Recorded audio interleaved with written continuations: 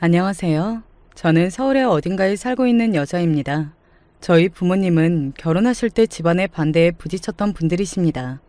정확히는 친정 엄마가 반대를 당하셨고요. 왜냐하면 원래 친가에서는 친정 아버지한테 딴 여자하고 결혼하라면서 진작에 밀어붙였던 사실이 있습니다. 하지만 아버지는 그 딴 여자가 친할머니의 지인분께서 연결해 주시는 거라서 불편한 마음부터 들었기 때문에 무조건 싫으셨던 거예요. 그리고 저희 아버지가 이남 삼녀 중에서 딱 가운데 낀 셋째이시거든요.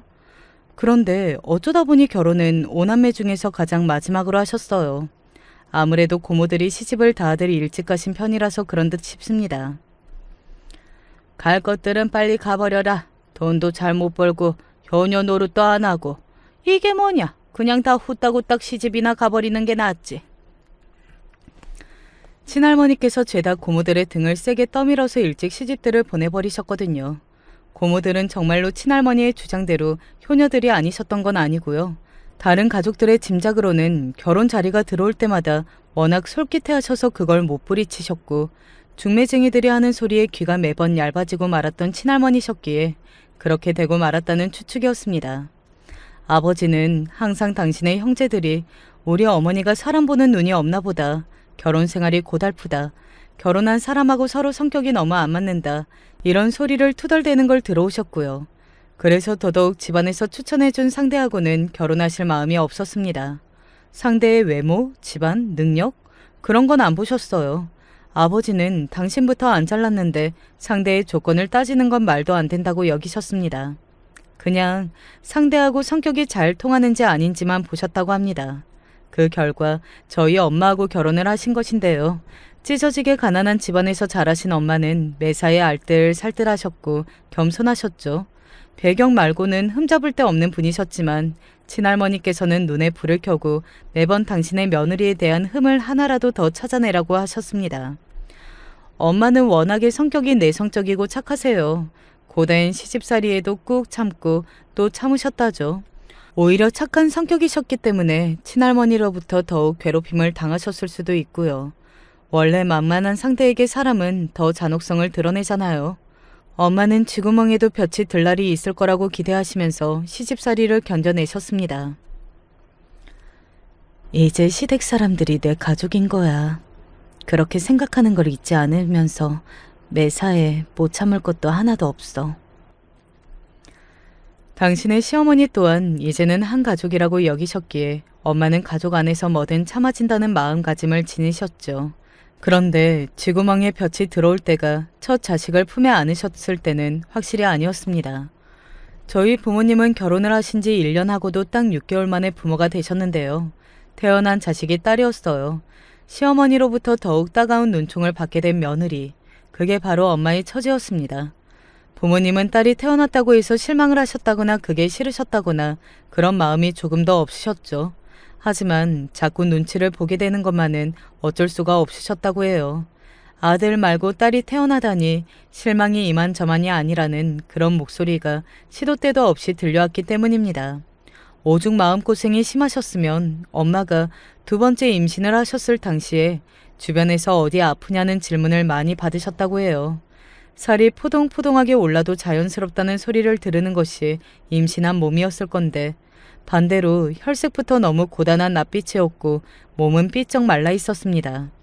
임신 중이라는 이야기를 듣고 나면 모든 사람들이 놀라서 까무러쳤다네요. 정말로 그 배에 임신이 되어 있는 게 맞느냐면서 그런데 애 가진 사람의 모습이 왜 그러냐면서 모두가 의아해했다고 합니다. 그래서 아버지도 이러다가 혹시 잘못되는 건 아니냐며 그때 걱정을 많이 하셨다고 하네요. 첫째 딸을 낳으신 뒤로 너무나도 힘든 나날을 보내신 뒤 그 여파 때문에 둘째 임신 기간 동안 몰골이 많이 아니셨던 엄마는 드디어 또 한 번 출산을 겪으셨습니다. 그리고 태어난 둘째는 아들이었습니다. 이때부터 상황이 달라졌죠. 아들이 태어났다는 것에 온 집안이 들썩였습니다. 왜냐하면 아버지의 친형이신 저희 큰아버지는 딸만 셋을 보셨거든요. 아들을 못 낳았다는 구박이 하도 떨어져서 큰어머니가 집을 나가신 적도 있었습니다. 큰어머니 또한 성격이 서글서글하시고 되게 다정하신 느낌인데 친할머니로부터 하도 이런 트집 저런 트집 다 잡히시면서 시집살이를 당하셔서 가끔 욱하는 성격이 되시고 말았던 거예요. 아주 가끔 갑자기 확 머리 꼭지가 돌아서 다른 사람처럼 되고는 하셨답니다. 그게 지금에 와서 생각을 해보니까 화병에 걸려서 그렇게 되셨던 것 같네요. 우리 집 장남이 아들을 못 보다니 이게 대간절 어떻게 된 일이야? 맏며느리를 쓸모없는 년으로 잘못 들여서 다 이렇게 된 거야. 당시에 직접 중매쟁이의 감언이설에 귀에 솔깃하여 맺어준 장남 부부의 인연이었으며 이제 와서 그런 소리를 하셨죠. 원통하고 분하기까지 하시다며 우는 소리를 내셨던 친할머니셨습니다. 그런데 저희 부모님이 아들을 보신 거예요. 친할머니의 입이 귀에 걸리셨습니다. 저 판에 잘했으면 좋았을 테지만 어쩔 수 없지. 좀 늦은 감이 있지만 그래 잘했다.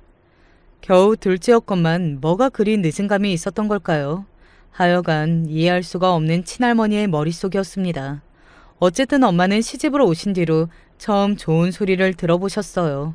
편찮으셨던 친할아버지도 무척 흐뭇해하셨고요. 직접 손자의 이름을 신중하게 지어주셨죠. 그런데 저는 그러면 누구냐고요? 저로 소개를 드릴 것 같으면 딸과 아들 다음에 태어난 딸이라고 할 수 있죠. 제가 막내입니다. 저희 집은 3남매이거든요. 오빠가 태어난 뒤 2년이 흘렀고 엄마는 임신 사실을 알게 되셨습니다. 그 사실을 아셨던 그 당시부터 몸이 무척 안 좋으셨다고 해요. 컨디션이 떨어져서 좀처럼 회복이 되지 않으셨다죠. 엄마는 오빠를 임신하고 계셨던 때에도 스트레스를 너무 크게 받으셨다가 출산 이후에 긴장이 풀리셨는지 몸의 근육이 제멋대로 돌아가서 출산 후유증을 심하게 겪으셨던 분입니다. 아들을 낳은 큰 공로를 세웠다는 이유로 아픈 몸으로 누워있어도 크게 타박을 안 받으셨으니 그거 하나는 다행이었네요. 아무튼 그런 과정을 보내셨던 분이 엄마였는데 두 번째보다 세 번째가 더 몸이 안 좋으셨던 거예요. 엄마가 원체 건강 체질과는 거리가 있었고요. 저를 가지셔서 그토록 힘들어 하셨는데 낳아보니까 아들이 아니라 딸이기까지 했다니 제 입장에서는 정말 죄송한 일이었습니다. 엄마가 오빠를 임신하셨던 당시에 힘들어하셨던 걸 봤던 사람들은 또 그렇게 많이 힘들어하는 걸 보니까 이번에도 아들이 틀림없다면서 설레발을 쳤었다고 해요. 저는 모든 사람들이 설마 하면서 기대했다가 결과를 보고 에이 하면서 실망을 하고만 그런 상황 속에서 태어난 아이였던 것이죠. 그게 이유였는지 저는 자라면서 제가 항상 아무것도 아니라는 느낌을 많이 받았습니다. 불쌍해서 놀이에 끼워주는 깍두기 같은 존재 같았어요. 눈칫밥을 자연스레 많이 먹게 되었고요. 이런 저와는 아주 딴판이었던 인물이 바로 제 오빠입니다. 한번 생각을 해보세요. 오빠가 형제 중에서 혼자만 아들입니다. 그리고 조부모의 사랑을 독차지하죠. 뭐 어떻게 행동해도 모든 사람들이 어여쁘게 봐주면서 토닥토닥 해주고요. 집안 형편이 대단히 윤택하지는 않다는 것, 자기 눈에도 빤히 다 보입니다. 그런데도 자기한테만 맛있는 반찬이 몰아지고 아껴서 살고 있는 그 형편 속에서도 물건은 다 새 걸로 받으며 다른 형제들은 자기 때문에 차별을 당해서 집에서 서열이 까마득히 아래이죠. 자, 어떤가요? 제 오빠 입장에선 자기가 마치 왕처럼 느껴지지 않았겠어요. 오빠가 독불 장군의 아나무인이 되는 것은 정해진 수순이었다고 봅니다. 내가 지나가는 길에 감히 자빠져 누워있어? 야, 꺼져. 오빠가 왜 하필 이 구석으로 지나가는 거야? 내가 그렇다면 그런 거지 뭐 이렇게 말이 많아? 한 대 맞고 일어날래? 아니야. 내가 비킬게. 그러면 되잖아. 여동생한테 다정하게는 못해도 못되게 좀 안 굴면 어디가 덧났을까요? 참 못난 오빠였어요. 저는 그런 오빠 때문에 시무룩해지기 일쑤였고요. 그래도 저보다는 같은 딸이라고 해도 언니가 사정은 훨씬 나았어요. 왜냐하면 오빠는 남자이니까 물건을 물려받는 것에 한계가 있잖아요. 게다가 언니가 맞이었고요. 그러니까 언니는 가끔 새 물건의 주인이 될 수 있었습니다.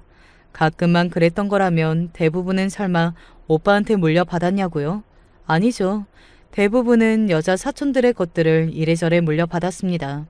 솔직히 그런 것들 정도는 새 걸로 구입할 형편이 됐던 것 같은데 기집애들한테 돈이 들어가는 건 한 푼도 아까우니까 웬만하면 모든 걸 물려받으며 써야 한다는 게 친할머니뿐만 아니라 친할아버지의 주장이기도 했습니다. 저는 언니한테서 한 번도 물려받는 입장이었기 때문에 헛 물건이 집합하는 곳이었어요. 사촌들이 쓰던 걸 저희 언니가 쓰고 그걸 다시 제가 쓰고 이제 보니까 제가 재활용장도 아닌데 참 맨날 그러고 살았네요. 하지만 아무 말도 못했어요. 말을 해봤자 바뀌는 것은 없고 저만 손해였으니까요. 서러운 걸 얼마나 참고 살았던지 몰라요.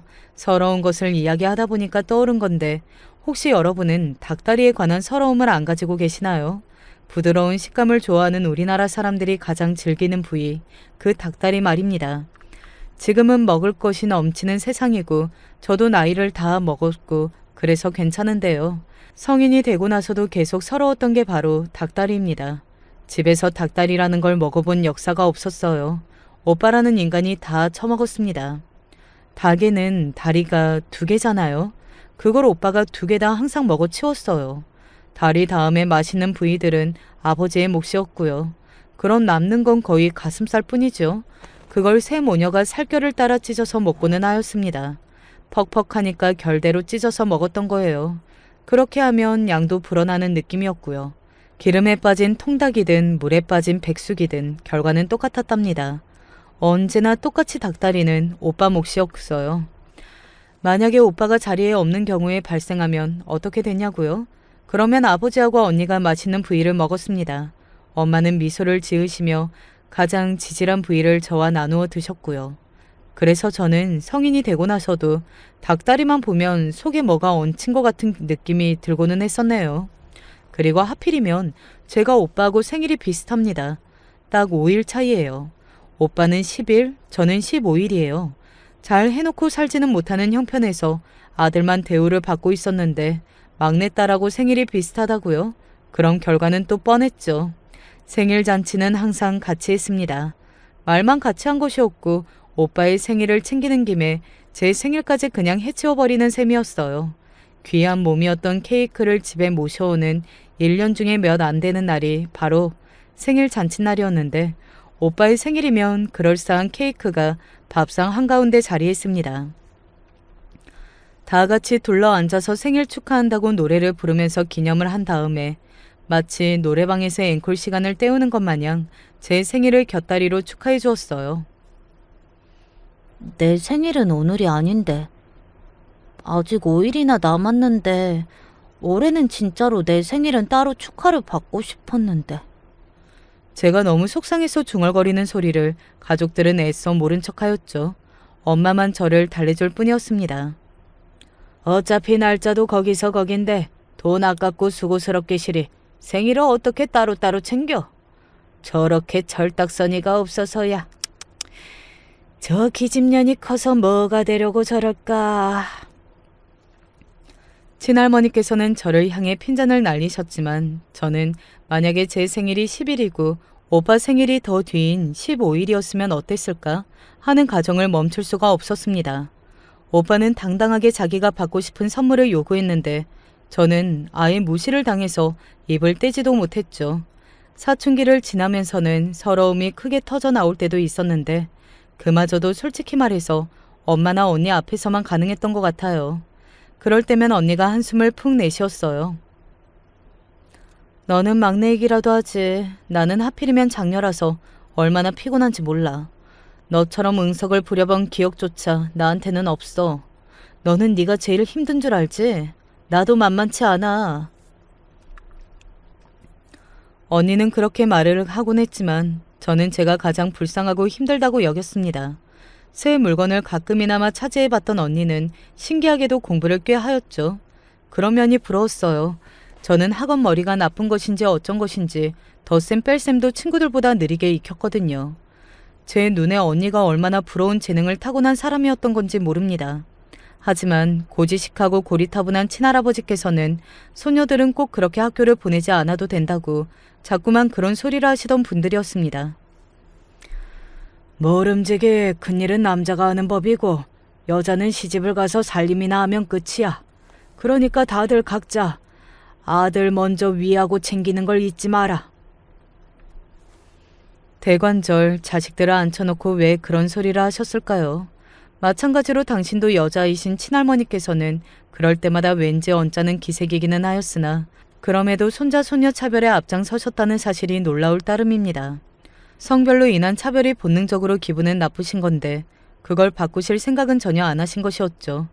아주 옛날 분이라서 그런 것 같기는 해요. 언니는 대학까지 가고 싶어 했었어요. 그럴 자신이 있다고도 했었고요. 그러나 가고 싶다고 해서 그냥 막 들어갈 수 있는 게 대학은 아니었더라고요. 대학에 다니려면 돈이 필요했습니다. 언니를 향한 시선들은 곱지 못했고요. 차라리 공부를 못하면 모를까. 어느 정도 꽤 하는 데다가 의욕이 아주 넘치는데 장녀이면 장녀답게 의젓한 모습으로 남동생을 위해 무조건 양보하고 희생을 하는 압박이 들어오니까 언니로서는 미칠 지경이었습니다. 공부는 무슨 하루라도 빨리 나가서 돈 벌어오고 그걸로 남동생 뒷바라지나 열심히 하라는 게 언니가 듣는 소리였어요. 언니의 이가 분노로 갈렸고요. 그 시기에 언니가 저는 제일 무서웠습니다. 언니, 괜찮아? 내가 다 부숴버릴 거야. 가만 안 둬. 조심스레 말을 붙였을 때 언니가 살벌하게 대답을 해서 저는 무서움에 슬그머니 눈을 내리깔았었죠. 지금과는 사는 모습이 많이 달랐다는 게 슬프고 아쉽습니다. 언니는 대학 진학의 꿈을 고이 접고 말았고 악에 바친 눈빛으로 일을 다녔습니다. 그러더니 1년 뒤에는 아예 숙식 제공이 되는 일자리를 얻더라고요. 집에는 한 달에 2번 정도나 간신히 들를까 싶었고요. 그때부터 언니는 일을 핑계로 지방과 거리를 두기 시작했던 거예요. 이 더러운 집구석.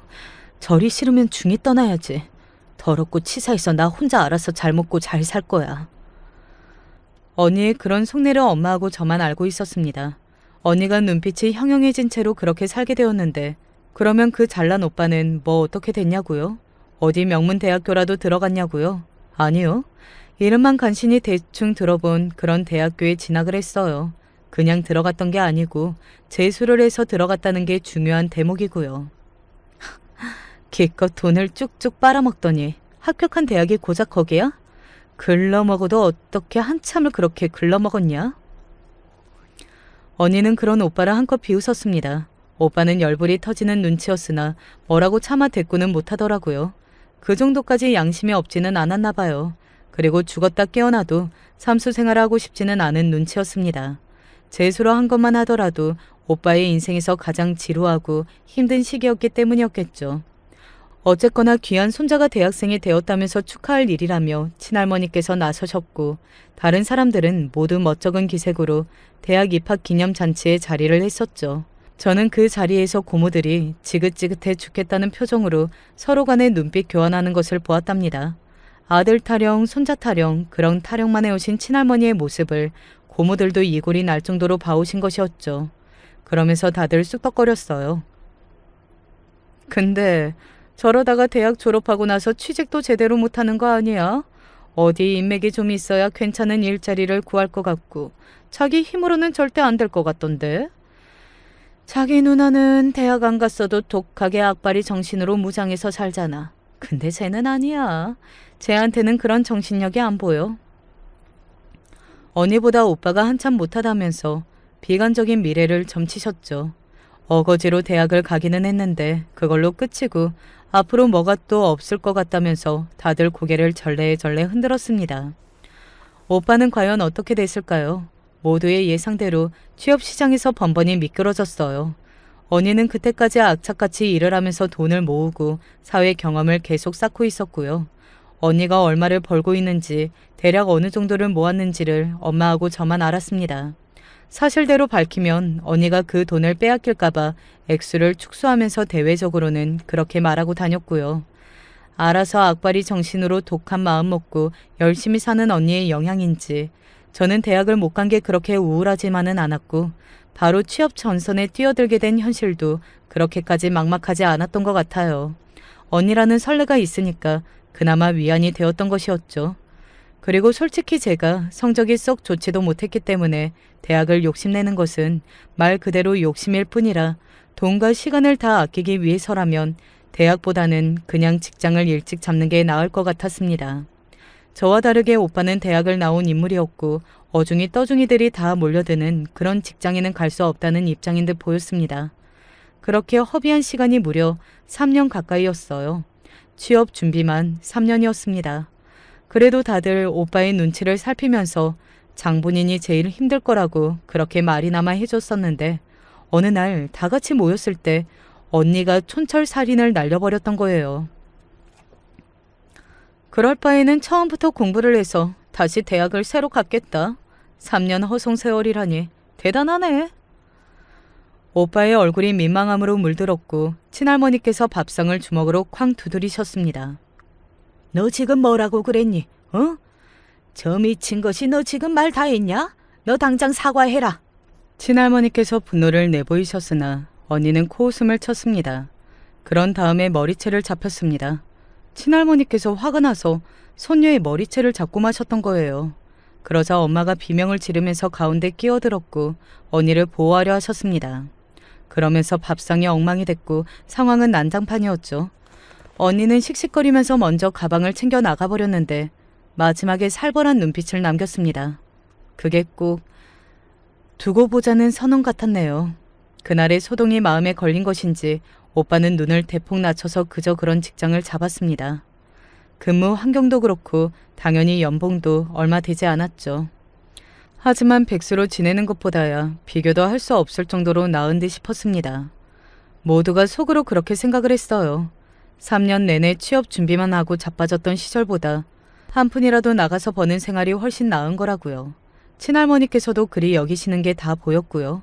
그런데 사람 일이라는 게 어디서 어떻게 모르는 거라지만 설마 이런 일이 벌어질 줄은 몰랐습니다.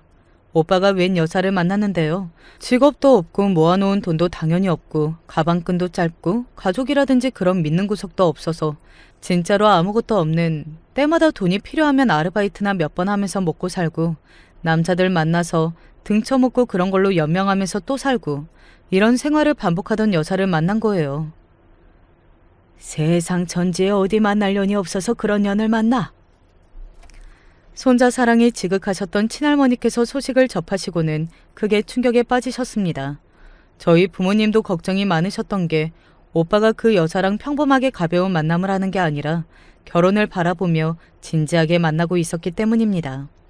부모님이 일찍이 반대 선언을 하시자 오빠는 자기들이 로미오와 줄리엣이라도 된 것 같다고 여겼는지 절대 헤어질 수 없고 차라리 죽겠다면서 그런 소리까지 했습니다. 그때 시기가 친할아버지께서 오늘 내일 하시던 무렵이었어요. 그런 와중에 오빠가 결혼하고 싶어하는 여자 문제 때문에 온 집안이 뒤집어졌고 친할아버지께서도 충격을 크게 받으셨습니다. 귀하디 귀하게 여겨온 손자의 기행이 아주 괘씸하게 느껴지셨던 거예요. 잘못 키운 것 같다면서 분통을 터뜨리시던 친할아버지께서는 얼마 후에 돌아가셨어요. 온 가족의 혼이 쏙 빠지는 나날이었습니다. 장례식장에서 친할머니께서는 며느리가 손자를 잘못 키워서 그렇다느니 어쩌느니 하는 소리를 하셨고요. 엄마는 푹 한숨만 내쉬셨습니다. 또한 친할머니께서는 시아비를 제대로 섬기지 못하는 맏며느리를 잘못 둬서 이 사달이 났다고만 하셨죠. 그러자 큰어머니가 폭발하고 마셨습니다. 아버님이 이렇게 돌아가신 거요? 저는 하나도 안타깝지가 않아요. 오히려 속이 후련하네요. 뭐라고? 네가 아주 미쳐서 그러니? 저는 진작에 미쳐 있었어요. 이유는 바로 어머님 때문이고요. 큰어머니가 눈이 돌아서 이판사판이다 하시면서 엎으셨고요. 난데없이 장례식장은 시어머니와 맏며느리의 첨예한 갈등이 벌어진 장소가 되고 말았습니다. 큰아버지가 기함을 하셨죠. 당신 뭐 하는 짓이야? 지금 얼른 우리 어머니한테 죄송하다고 잘못했다고 사과드려. 그리고 돌아가신 우리 아버지 앞에서도 소란 피워서 죄송하다고 인사를 드려 얼른. 하지만 큰어머니는 들은 척도 안 하셨습니다. 그리고 큰아버지는 그 소란에서 승기를 잡지 못하셨어요. 왜냐하면 거기만 딸만 셋인데 전부 자기 모친 편만 들었기 때문입니다. 그것도 아주 살벌하게 편을 들었어요. 큰아버지는 이러다가 낙동강 오리알 신세가 되실 판이었습니다. 나이도 이제 많으신데 처자식에게 전부 버림받으면 남은 인생이 씁쓸한 일만 남은 거였잖아요. 자존심을 세우실 때가 아니었죠. 두 분이 갈라서시면 자기들이 모친을 돌아가면서 모시고 살면 되는 일이라면서 그 딸들이 큰 소리를 치자 큰아버지는 조용히 꼬리를 마셨습니다. 항복 선언을 바로 하셨고요. 거기까지 보신 친할머니께서는 핏기가 쏙 빠진 얼굴로 주저앉으셨죠. 그래서 저희 집에서 아예 모시게 되었어요. 큰어머니와 완전히 척을 지게 되었는데 그 집에 가실 수는 없는 노릇이었으니까요. 몸에 기력이 빠지신 친할머니께서는 의지할 곳이 저희 집이었죠. 참고로 원래는 큰 집하고 저희 집하고 번갈아 가면서 친할머니를 모셔왔어요. 몸이 편찮으신 탓인지 성격 한번 괴팍하신 친할아버지께서는 본가의 작고 어두운 당신 방 안에만 늘 혼자 계셔왔고요. 자식들이 종종 손주들을 데리고 그곳에 들러왔던 거예요. 내가 동서한테는 정말 미안하게 됐어. 근데 나도 어쩔 수 없었어. 일부러 그런 건 아니고 참을 만큼 참은 건데 이번에 다 터져 나왔을 뿐이야. 큰어머니가 엄마를 향해 미안해 하시면서도 후련하게 말씀을 하셨었죠. 그러면서 덧붙여셨던 말씀이 저희 아버지가 반간전처럼 살아오신 게 은근히 당신의 생각으로는 얄미운 것 같다고 하셨습니다. 아버지가 먼저 엄마한테 교세를 청하시고 결혼도 청하셨지만 시집살이가 시작되었던 그 처음부터 크게 상관도 안 하시고 적극적으로 도와주신 적도 전혀 없었으니까요. 그런 지적에 엄마는 쓰디쓴 웃음을 지으셨고 하지만 지금은 그런 걸 이제 와서 따질 때가 아니라고 보셨습니다. 아들 문제가 시급했죠. 오빠가 난리였으니까요. 친할아버지께서 돌아가셨건만 그래도 오빠는 정신을 못 차렸습니다. 오빠가 어와둥둥 취급만 받으면서 자란 인물인데 결혼이라는 커다란 사안에 있어서 자기 뜻대로 일이 안 풀리니까 어떻게 됐겠어요. 그 고집을 꺾기는커녕 반발심에 불이 타올랐죠. 그때 오빠에게 슬쩍 조언을 넣은 사람이 있었으니 그건 바로 놀랍게도 언니였습니다. 그렇게 해서 백날 버텨봤자 허락이나 받겠어? 과감하겠다. 그 뜻을 보여줘야 어른들이 어쩔 수 없이 납득을 해주시지. 그리고 여차하면 그냥 혼인신고부터 후딱 해버려. 중매쟁이들 앞에서 친할머니의 귀가 그렇게나 얇아졌었다고 하던데 그런 기질을 아무래도 오빠가 물려받은 모양이었어요. 언니의 조언에 금세 솔깃해지고 말았던 오빠는 황당한 선택을 내렸습니다. 연락을 다 끊고 자취를 감추어버린 거예요. 일도 그만두었고요. 결혼 허락을 못 받아서 너무 상심이 커서 이럴 수밖에 없다는 말만 남긴 채로 잠적을 해버렸습니다. 사지 멀쩡한 성인 남자가 사라진 거라서 경찰이 신고도 못 하더라고요. 행방불명이 아니고 단순 가출로 분류가 되기 때문에 이러지도 저러지도 못했습니다. 아유, 저희 부모님의 피가 말랐죠. 나이 먹고서 그렇게 극단적으로 유치하게 굴 일인가 싶어서 저는 오빠가 이게 무슨 민폐짓인가 싶었습니다. 자식 잃는 것보다야 마음에 안 차는 결혼을 시키는 게 100번 낫지 않겠냐면서 부모님이 그런 소리와 함께 한숨을 푹푹 내쉬실 무렵 오빠가 다시 돌아왔어요. 너무 사랑해서 헤어질 바에는 차라리 죽겠다던 그 여자의 손을 잡고 말입니다. 아버지는 화가 안 풀려서 거친 숨을 몰아쉬셨으나 엄마가 말리셨고 따스하게 오빠와 그 여자를 맞아주셨답니다. 저는 오빠를 보면서 딱 느낌이 오더라고요. 언니하고 몰래 연락을 주고받고 있었으며 그래서 부모님의 마음이 허락으로 돌아선 것을 전해 듣고서는 슬쩍 집으로 온 것이 틀림없다는 생각이 들었습니다. 언니한테 슬쩍 떠봤더니 역시나 맞더라고요. 저는 언니에게 왜 그렇게 열심히 오빠를 도와준 거냐고 물었습니다. 그랬더니 아주 비릿한 미소를 지어 보이더군요. 내가 도와준 것 같니? 군자의 복수는 10년이 지나도 늦지 않는 법이야. 언니의 말뜻을 알 것 같기도 모를 것 같기도 했는데 비통함에 빠지신 친할머니의 모습을 보니까 자연스레 이해가 되더군요. 귀하게 키운 손자가 웬 근본도 알 수 없는 정신 나간 년한테 잘못 빠져서 코가 끼었다고 친할머니께서는 슬피 우셨습니다. 그렇게 슬퍼하시는 모습을 저는 처음 봤습니다. 친할아버지께서 돌아가셨을 때보다도 더 슬퍼하시더라고요. 언니의 복수가 아주 매서웠죠. 그렇다면 오빠가 데리고 온 정말 어이없는 점만 가득한 그 여자가 제 새언니인 거냐고요? 네, 맞습니다. 저희 가족은 새언니를 그렇게 만났던 거예요. 가족하고는 연 끊은 지 오래됐어요. 없다고 생각하면서 사는 중입니다. 그런 소리를 낯빛 하나 안 바꾸고 태연하게 뱉었습니다. 속된 말로 새언니는 싸가지가 없는 사람이었습니다. 친할머니께서 눈의 가시를 바라보는 눈빛으로 마구 째려보시면서 가시가 돋친 소리를 날리셔도 새언니는 꿈쩍 안 했어요. 네 집 개가 짖나? 오늘따라 귀가 좀 따갑네. 아주 아무렇지 않은 얼굴로 하품이나 날렸습니다. 친할머니께서는 매번 뒷목을 잡으셨어야만 했죠. 처음 2달은 저희 집, 그러니까 부모님과 친할머니께서 살고 계시는 공간에서 함께 지냈던 오빠와 새언니는 근처에 작은 방을 얻어서 나갔습니다. 걸어서 15분 정도 걸리는 곳이었으니 엄청 가까웠고요. 오빠는 이제 막 다시 일자리를 구한 참이었고 작은 방을 얻고 나니까 남은 돈은 없었습니다.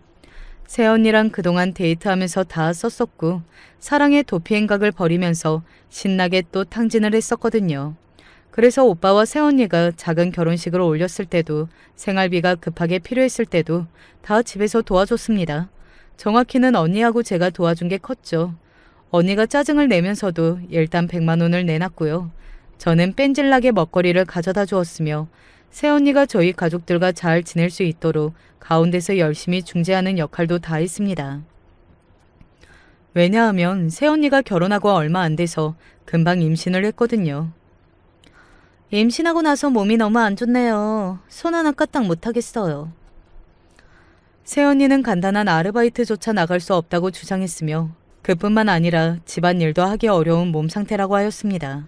친할머니께서는 연병할 년이라고 하시면서 또 뒷목을 잡으셨다가 이제는 아예 쓰러지셔서 건강 상태가 몹시 좋지 않았고요. 아버지는 당신의 며느리를 어색해 하셨고 탐탁지 않아 하셨으나 엄마는 잘해주시고자 하셨습니다. 당신의 시댁 식구들 눈치가 보이니까 저에게 몰래 새언니를 살펴보고 도와주고 그렇게 하라고 부탁을 항상 하셨죠. 저한테 새언니 좀 잘 봐달라고 하면서 자꾸 10만 원씩 지어주시려고 하시길래 제가 한사코 거절을 했습니다. 저도 돈 벌어요. 왜 이러세요? 제 새언니이고 태어날 아기는 제 조카이기도 하니까 저도 그냥 좋은 마음을 가지려고 해요. 항상 무시를 당하고 서열 꼴찌로 밀려나서 살아왔던 저의 감정이 있다면 외면당하는 입장이 뭔지 잘 이해한다는 것이었습니다. 그래서 뭣도 없는 주제에 성질 드세고 앙캄진 새언니가 괜스레 짠했던 것 같아요. 동시에 부럽기도 했고요. 저는 제가 공부도 잘 못하고 아들도 아니고 뱃속에 있을 때 엄마만 힘들게 하면서 태어나 버린 쓸모없는 막내라고 생각해서 주눅이 들 때가 많았는데 새언니는 쥐뿔 뭐 하나 없어도 큰 소리를 잘만 쳤습니다. 이제는 요양시설이 그렇게나 잘 돼 있다면서요? 할머님을 거기로 모시면 좋겠네요. 거침없이 친할머니를 요양시설로 보내자는 의견도 냈습니다. 고모들 앞에서도 전혀 기죽지 않았어요.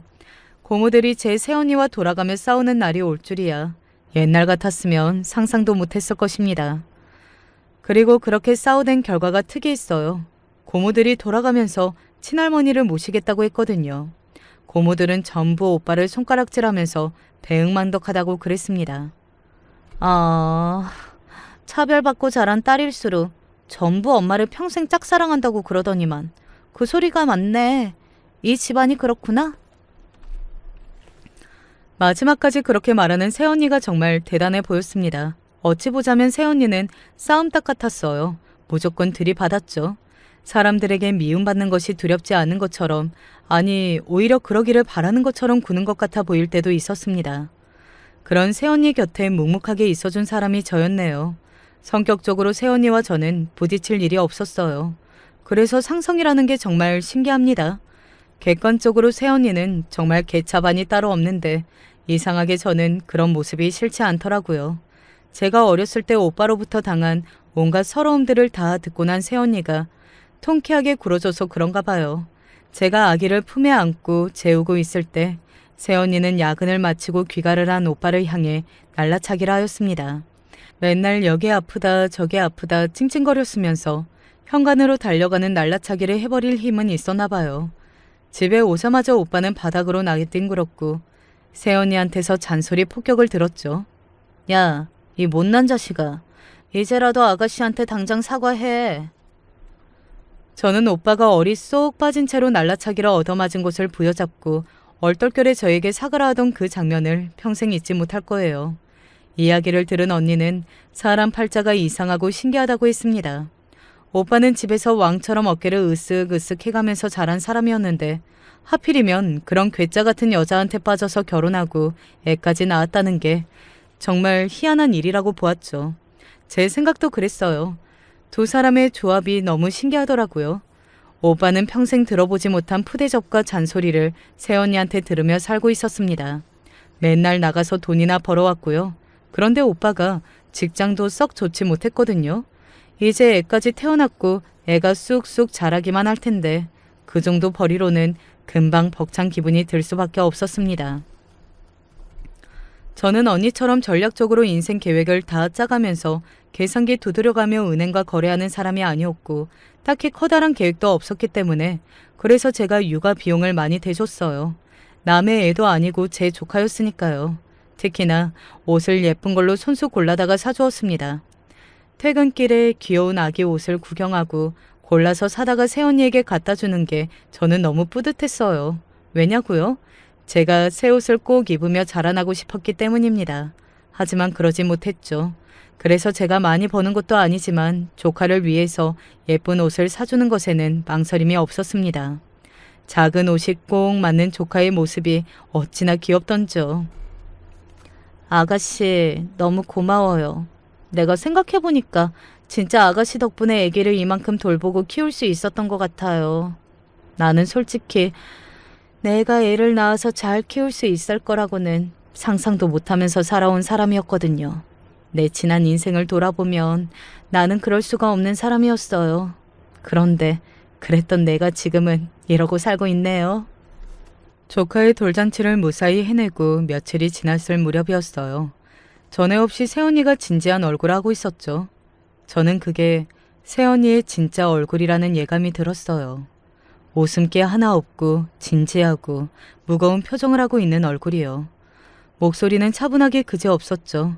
새언니가 말하기를 자기는 고슴도치처럼 가시를 잔뜩 세우고 살아왔는데 결혼을 하면서 그 가시가 하나하나 뽑혀져 나간 기분이라고 하였습니다. 제가 살면서 받아온 칭찬 중에서 가장 기분이 좋아지는 이야기였죠. 그래서 참 보람이 넘친다고 생각을 했었어요.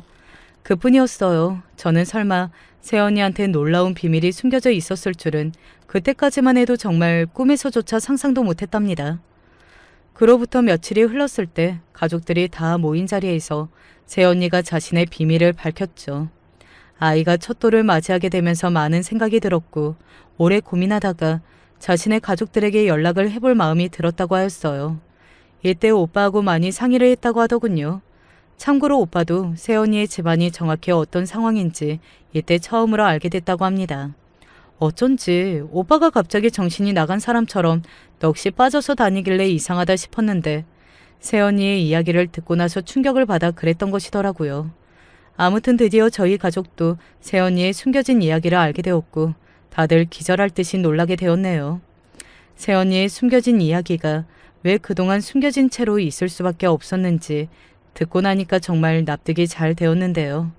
여기서 잠시 제 이야기도 꺼내봐야겠네요. 제가 어찌 되었는지 이쯤에서 궁금하지 않으신가요? 온갖 서러움을 은근하게 다 당하며 살아온 주제에 배알 하나 없는 것인지 다 커서도 가족들에게 퍼주면서 욕심 없이 맹하게 살아온 저 말입니다. 여기서 저는 또 한 번 사람 일이 어떻게 될지 모른다고 생각하게 되었어요. 제가 뭘 많이 배우기를 했나요? 아니면 돈을 잘 벌든가 모으기를 했나요? 그도 아니면 외모가 기똥차기라도 하나요? 아무것도 아니었는데 제가 부잣집 아들하고 연애를 하게 된 겁니다. 당연하게도 처음에는 몰랐어요. 예전에 같이 일했던 직장 동료 언니가 간만에 연락이 와서 만났었고 이런저런 대화를 나누던 와중에 식당에서 그 언니의 지인을 마주쳤고 인사를 나눴습니다. 그 언니가 워낙 넉살이 좋아서 자기 지인 한 명이 있던 그 4명의 무리의 남자들에게 인사를 다 했고 간략하게 저를 소개시켜주기도 했었어요. 애가 진국이다, 성실하다, 정말 착하다. 이런 여자는 남자들이 다 좋아한다. 뭐 그런 말들을 순식간에 떠들더라고요. 제 얼굴이 뜨거워지다 못해서 타오를 지경이었습니다. 그 짧은 순간이 웃고 지나가면 끝일 그런 찰나였다고 생각했는데 그 4명 중에 한 명이 그 순간에 저를 되게 좋게 봤었던 거예요. 그 언니의 지인에게 부탁을 해서 저와 다리를 놔달라고 한 것이었죠. 그렇게 만나봤는데 생각보다 너무 잘 맞고 즐거웠어요. 결혼 이야기가 오가게 됐고 그러면서 그 사람의 집안 배경을 알게 됐습니다. 부자더라고요. 본가도 평창동에 부천에 있더라고요.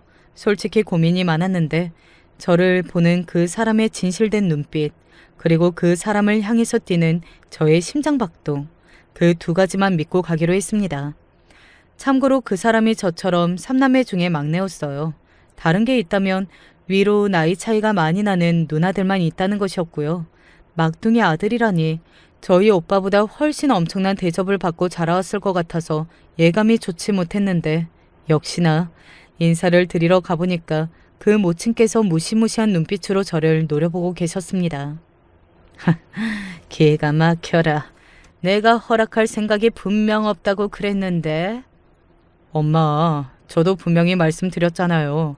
저는 결혼에 본래 뜻이 없었지만 이 사람 만나고 나서 생각이 바뀐 겁니다. 제 인생에 이 사람 아니면 저와 결혼할 상대는 아무도 없어요. 단호하게 외치며 저의 손을 꼭 잡아주는 그 손길에 저는 긴장이 스르르 풀렸죠. 꼭 정장처럼 보이는 원피스를 집안에서도 입고 계셨던 그 모친은 멋들어진 안경도 쓰신 채였습니다. 어쩔 수 없다는 표정으로 고갯짓을 하셨고 그 신호에 맞춰서 저희 두 사람은 거실로 발을 들일 수 있었어요. 드라마에서나 봤던 그런 고풍스러운 소파가 크게 자리한 거실을 보고 제가 입이 벌어졌죠. 일하시는 아주머니께서 금세 차를 내오셨고요. 고급스러운 찻잔을 보면서 저는 마른 침을 삼켰습니다. 모친께서 저에게 이런저런 질문을 하셨고 저는 있는 그대로 대답을 드렸는데요. 질문이 많지는 않았어요. 의심 가득한 눈초리가 제 얼굴에 따갑게 꽂히고 말았고요. 저보다 제 옆에서 그 사람이 더 많이 이야기를 꺼냈습니다. 모친께서는 당신의 아들이 콩깍지가 씌어서 객관적인 판단력이 잃은 게 분명하다는 그런 눈빛으로 혀를 끌끌 차고 계셨고요. 그리고 어느새 비서 한 분이 모친이 앉으신 소파의 뒤편에 서 계셨죠. 그 모친께서는 눈으로는 저를 바라보시면서 그 비서분께 지시하셨습니다. 뭐 하나라도 내가 믿을 수 있어야지. 변변하지 못한 건 둘째치고 어디 구리디 더럽고 추잡스러운 그런 과거가 혹시 없는지 김 비서가 한번 잘 털어봐. 아주 영혼까지 싹싹 털어버려. 엄마, 정말 이러시게요? 너는 가만히 있어. 저는 화가 난 한숨을 토해내는 그 사람의 손을 가만히 잡아주었고 괜찮다는 미소를 지어주었습니다. 그런 저를 그 모친께서는 마치 객기를 부린다는 듯이 쳐다보고 계셨고요. 하지만 저는 당당한 미소를 잃지 않은 채 정중하게 인사를 남기고 그곳을 나올 수 있었어요. 들어갈 때는 떨렸는데 나올 때는 여유가 생겨서 정원도 둘러보게 되더군요. 이렇게 잘 사는 집안이라면 수단 방법을 가리지 않고 저에 대한 이모저모를 다 캐낼 수 있을 것이라는 생각이 들었습니다. 오히려 다행일지도 모른다는 판단이 섰고요. 다시 새언니의 이야기로 돌아가야겠습니다. 사실 제가 좀 위험한 핏줄이에요. 제 생물학적 아버지 되시는 작자께서 무척이나 대단하신 분이라서요. 새언니가 그렇게 밝혔을 때 저희 가족 모두 어리둥절해서 서로를 쳐다봤었죠. 그리고 새언니의 생부 되시는 분이 우리나라에서 100대 기업에 항상 가뿐하게 들고 있는 탄탄한 기업에서 현재 회장님으로 계신다는 이야기를 들은 순간 모두가 숨이 멎은 듯 아무 소리도 내지 못했습니다. 새언니는 회장님의 숨겨진 자식이었죠. 그리고 제 아버지, 그러니까 새아버지는 사채업자로 오래 일을 하셨고요. 뒷세계에서 한가닥 하시던 분입니다. 저희 엄마는 과거에 이런저런 정말 입에 담기도 꺼려울 정도로 무서운 그런 활동들을 해오셨고요. 몇 년 전부터는 부동산 큰손으로 계셔요. 저는 그렇게 돈 노름하는 꼬라지가 보기 싫고 역겨워서 진작에 연을 끊기로 결심을 했던 것이고요. 집을 나온 것엔 조금의 후회도 없었습니다. 저는 제가 듣고 있는 이게 다 현실이 맞나 싶어서 제 볼을 꼬집어 보려고 했는데 그때 제 눈에 들어온 광경이 언니가 이미 자기 볼을 꼬집어 보고 있는 모습이었어요. 아픈지 인상을 막 쓰더라고요. 그걸 보고 지금 이게 현실이라는 걸 알았네요. 놀랍게도 새언니의 말은 아직 끝나지 않고 있었습니다. 그리고 제가 이모가 한 분 계시는데요. 이모는 아주 옛날에 집을 나가셨던 분이에요. 가족의 반대에도 불구하고 신내림을 받으셨기 때문이에요. 세상에, 새언니의 이모 되시는 분이 무당이라고 하였습니다. 새언니를 둘러싼 가족이라는 울타리가 그야말로 어마어마했습니다.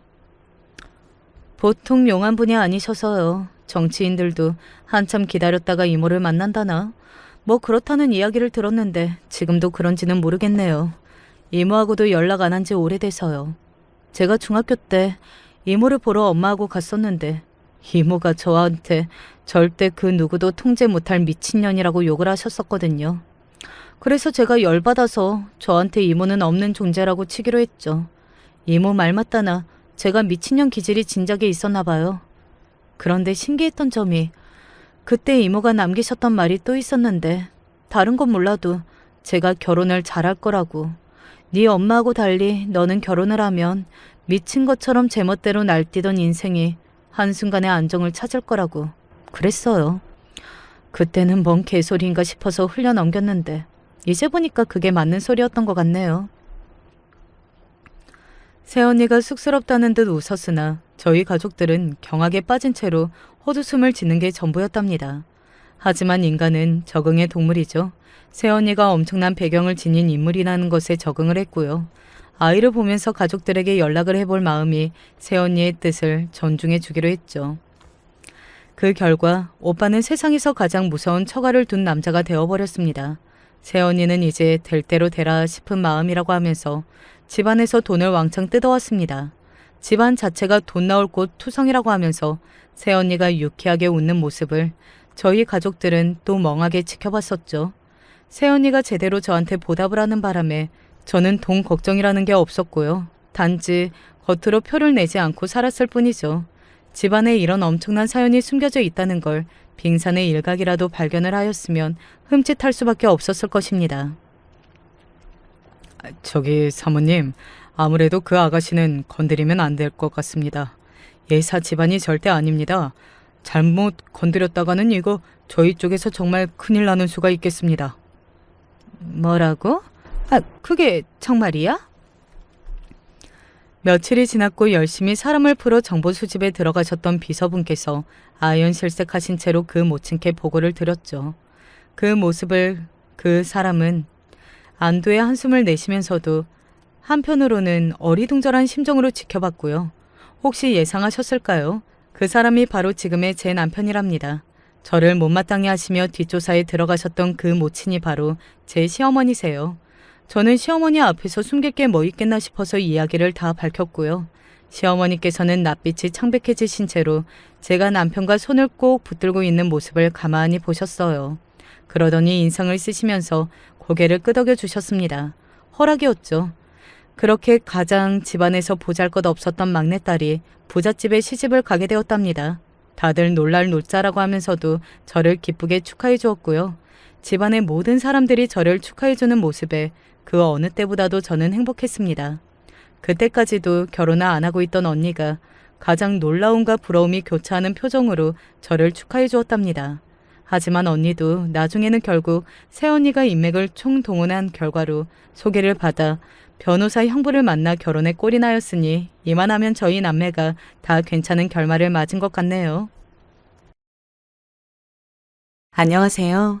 요즘 너무 행복한 나날들을 보내고 있는 대한민국의 흔한 아줌마입니다. 저에게 정말 유쾌, 상쾌, 통쾌한 일들이 있어서 여러분들과 기쁨을 나누려고 합니다. 끝까지 들어주시면서 저와 이 기쁨을 함께해요. 제 이야기는 가난으로부터 시작이 됩니다. 비록 집이 가난하여도 못 배우고 자랐지만 적어도 인간적인 품성만큼은 제대로 교육받고 성장했다고 자부합니다. 하지만 세상을 살아가다 보면 그저 착한 것만으로 해결되지 않는 것들이 많더라고요. 어렸을 적부터 가정 형편 때문에 오랜 기간 동안 아이들로부터 무시를 당해왔습니다. 그래도 그건 괜찮았습니다. 그나마 어릴 때 당했던 무시는 귀여운 수준이었으니까요. 나이가 먹으면서부터 은근히 제가 어느 정도 사는지를 물어보고 그에 대해서 솔직히 답변을 하면 알게 모르게 깔아뭉개는 사람들이 참 많았습니다. 윤희 씨는 어느 대학 나왔어? 집은 잘 살아? 아니요, 대학은 못 나와서 고졸이에요. 집도 그냥 간신히 입에 풀칠하며 사는 정도고요. 네, 저 대학을 못 나왔어요. 고등학교도 간신히 들어갔습니다. 그것도 돈이 없어서 아버지는 절대로 고등학교 가지 말라고 무슨 여자애가 고등학교까지 공부를 하냐면서 뭐라고 했던 거 어머니 덕분에 갈 수 있었습니다. 중학교까지도 여유 있게 다녔던 것도 아니에요. 급식비를 못 내서 선생님에게 불러가기 일쑤였고 남들 다 가는 수학여행도 저는 돈이 없어서 못 갔으니까요. 왜 우리 집만 이러지? 다른 애들은 다 행복하게 사는데. 솔직히 어릴 적에는 원망도 많이 했습니다. 왜 나만 이렇게 가난한지, 다른 가난한 집 애들을 봐도 저만큼 심각한 집은 없었던 것 같았거든요. 게다가 그 애들은 형제가 많았고 부모가 먹여 살려야 할 입이 여럿이라 그랬을 수 있겠지만 저는 저희 집의 외동딸이었습니다. 살면서 한 번도 남들보다 좋은 옷, 좋은 음식 바란 적은 없어요. 그저 남들과 같은 옷, 같은 음식을 먹기를 바랐을 뿐이죠. 그러나 저에게는 그것도 굉장히 큰 꿈이었습니다. 큰 꿈이자 이룰 수 없는 소망이요. 당연히 잘 사는 애들이 그만큼 부러웠습니다. 하다못해 그냥 평범하게 사는 애들도 부러웠습니다. 하지만 단언컨대 단 한 번도 그런 아이들을 타당하지 않은 이유로 미워한 적은 한 번도 없었습니다. 자존감이 높았던 것 같기도 해요. 제겐 제 갈 길이 따로 있는 거고 이미 주어진 현재 상황에서 어떻게 할 수 없는 것을 제 스스로를 갉아가면서까지 원망해봤자 남는 게 없다는 판단이 들었어요. 이 생각을 고등학교 때 했었는데 지금 생각해도 참 일찍 어른이 되었다고 생각합니다. 그리고 열심히 공부한 끝에 원하던 대학교에 붙었습니다. 아직도 이날이 기억에 남는데요. 엄만 내심 제 합격을 바랬는지 아침부터 떨림을 감추지 못하셨고 저 또한 태어난 척했지만 속으론 무척 떨고 있었고요. 그리고 합격했단 걸 알게 된 순간 눈물이 주르륵 흘러내렸습니다. 엄마와 저는 서로를 얼싸안고 울었어요. 엄마, 저 대학교에 합격했어요. 너무 장하다 우리 딸. 엄마가 해준 것도 없는데. 가난한 제가 할 수 있는 것은 공부라는 생각밖에 들지 않아 공부라도 열심히 했습니다. 그러나 대학은 가지 않았습니다. 아니, 정확히는 못 갔습니다. 1, 2년도 아닌 4년 동안 막대한 등록금을 내가며 다닐 만한 여유가 없었으니까요. 대학은 어떻게든 가는 게 좋지 않겠어? 윤희야, 돈은 걱정 말아라. 엄마가 어떻게든 일을 해볼 테니까. 아니에요. 이미 가지 않기로 결심했어요. 그리고 나중에 정말 대학에 가고 싶으면 일을 해서 돈을 벌어놓은 다음에 가도 되는 거잖아요. 지금은 그냥 어른이 되고 바로 일을 하고 싶어요. 엄마는 어떻게든 대학에 가라고 하셨고 저도 처음엔 그럴 생각이었습니다. 아버지와는 다르게 어머니는 제가 할 수 있는 한 모든 교육을 받기를 원했습니다. 그래서 없는 형편에도 어떻게든 돈을 끌어모아서 저를 공부시키려고 했죠. 앞서 말했던 것처럼 저는 고등학교도 어머니 때문에 나올 수 있었습니다. 그 마음이 얼마나 감사하겠어요.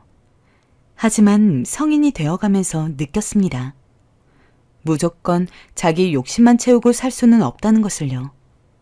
특히 제가 합격한 등록금 액수는 너무 어마어마했습니다.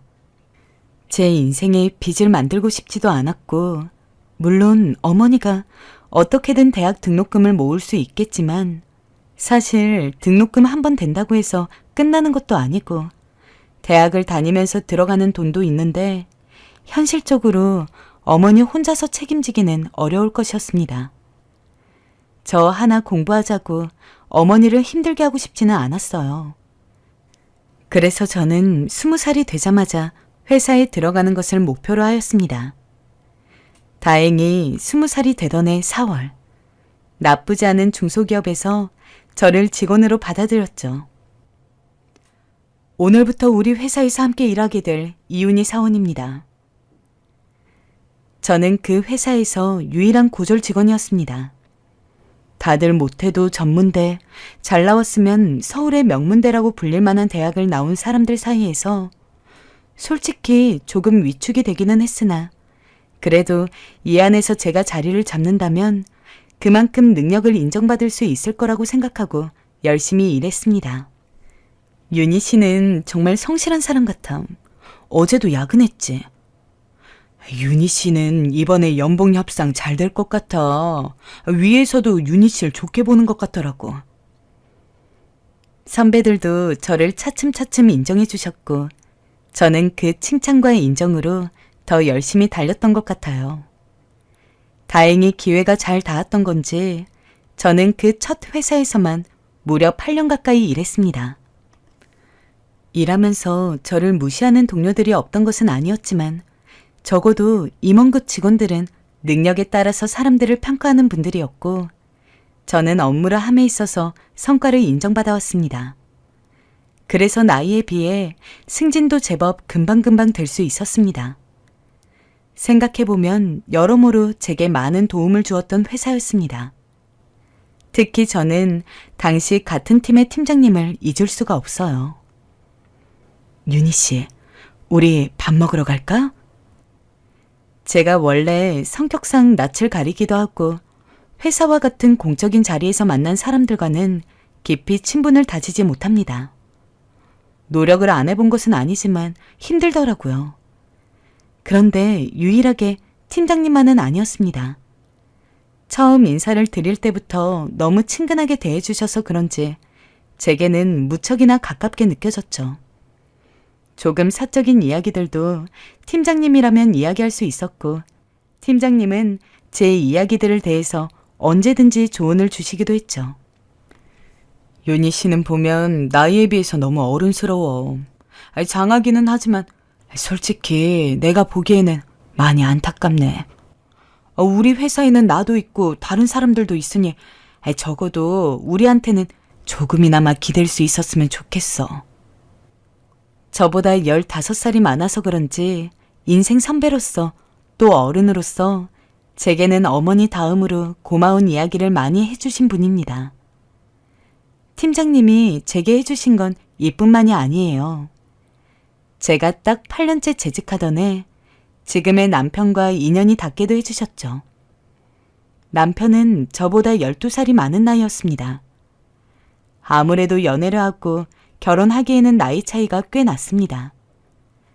그때 제가 28살이었는데 남편은 40살이었으니까요. 그때도 나이 차이가 많이 나는 커플이 없던 것은 아니었지만 사실 저는 연애를 한다면 가급적이면 비슷한 나이대의 사람과 연애를 하고 싶었습니다. 하지만 남편은 그 큰 나이 차이를 아무것도 아니게 여기도록 만들 만큼 매력이 있는 사람이었죠. 남편은 일단 당시 저희 회사에서도 가장 가방끈이 긴 사람이었습니다. 석사를 넘어서 박사 출신이었으니까요. 그것도 원래 평균적인 졸업기간보다 훨씬 일찍 졸업을 했다고 알고 있습니다. 사실상 대기업에 들어가도 모자라지 않을 만한 스펙이었지만 회사를 설립한 사람이 남편의 부모님이라 그 회사에서 꾸준히 일을 하는 거라고 하더라고요. 가까운 동료들과 밥을 먹으면서 이야기를 하다 보면 남편에 대한 이야기가 종종 나오기도 했습니다. 업무적으로도 흠잡을 게 없었고 비교적 젊은 나이에 높은 자리까지 오른 만큼 직원들에게 있어서는 관심의 대상이나 다름없었죠. 그런 제가 남편의 눈에 든 것은 어찌 보면 기적일 것입니다. 계기는 별거 아니었어요. 원래 남편과는 다른 팀이어서 업무적으로 겹칠 일이 없었는데 아까 제가 은인이라고 말씀드렸던 팀장님이 제 남편과 식사를 하게 될 기회가 있었는데 저를 소개해주면 좋을 것 같아서 가볍게 제의를 해주셨거든요. 윤희 씨, 오늘 나 경영팀 차장님이랑 점심 먹으러 가는데 윤희 씨도 괜찮으면 같이 먹을래? 이야기 들어서 알겠지만 차장님이 우리 회사에서는 여러모로 유명하잖아. 아무래도 팀이 다르면 아는 체 하기는 어렵겠지만 이렇게 밥 한번 먹으면서 얼굴 터두면 나중에 업무적으로 궁금한 거 있을 때 물어보기도 좋고 괜찮을 것 같아서. 어때? 좋아요, 팀장님. 누구에게는 별거 아닌 그 식사 자리가 결국 저와 남편을 만나게 해서 결혼까지 이끈 것입니다. 점심 식사 자리에서 느꼈지만 남편은 똑똑하고 유능했고 만나면 만날수록 배려심이 깊은 사람이었습니다. 이 사람을 만나면 만날수록 결혼에 대한 생각을 자연스레 굳히게 되었고 남편도 그랬죠. 하지만 여러분 예상하셨겠지만 결혼은 순탄치 않았어요. 시부모님이 결사 반대를 했기 때문이죠. 어디 박사까지 나오는 우리 아들을 겨우 고졸 출신 여자애가 휘어잡으려고 해? 내 눈에 흙이 들어가기 전에는 어림도 없다. 내가 어찌 아들을 키웠는지 아니? 내가 생각한 며느리감에서 아가씨는 벗어나도 너무 벗어나. 반대는 당연히 예상했습니다. 드라마에서도 주변에서도 많이 보고 들은 만큼 이미 그런 식으로 이야기를 하실 거라고도 충분히 생각하고 있었습니다. 하지만 각오를 하고 있었다고 하더라도 면전에서 그런 이야기를 듣는 건 역시 슬프고 마음이 안 좋더군요. 그래도 남편이 곁에 있기에 견딜 수 있었습니다. 윤희야, 내가 너한테 먼저 결혼하자고 했잖아.